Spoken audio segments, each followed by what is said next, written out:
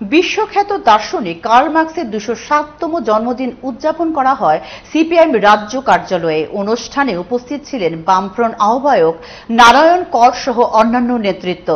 এই সময়েও কার্ল মার্কসবাদ কেন গুরুত্বপূর্ণ এবং নতুন সমাজ ব্যবস্থাকে তা কিভাবে দিশা দেখাতে পারে তা উল্লেখ করেন নারায়ণ কর। তিনি এও বলেন, কার্ল মার্কসের সাথেও ভারতের যোগাযোগ ছিল, তাই তারা মনে করেন মার্কসবাদই পারে অন্ন, বস্ত্র, বাসস্থানের স্বপ্ন সার্থক করতে।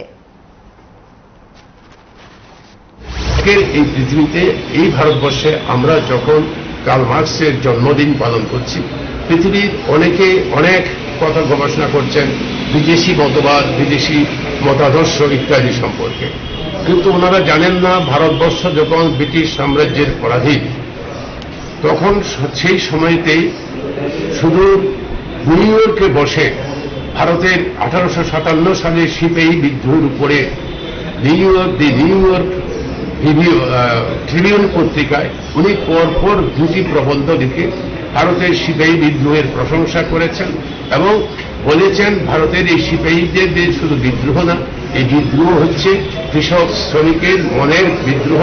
আজকের পৃথিবীতে দক্ষিণপন্থীর প্রতিক্রিয়ার মধ্যেও ভারতের কমিউনিস্ট পার্টি মার্ক্সবাদী মনে করে মার্ক্সবাদী হচ্ছে একমাত্র বিকল্প, মার্ক্সবাদী হচ্ছে একমাত্র সমাজকে তার বাস্তব জীবনে অন্ন, বস্ত্র, শিক্ষা, স্বাস্থ্য, খাদ্য, এই সমস্ত যে মৌলিক বিষয়, এই সমাধানে একমাত্র ভারত পৃথিবীকে একটা উন্নত সমাজ ব্যবস্থা উপহার দিতে পারে।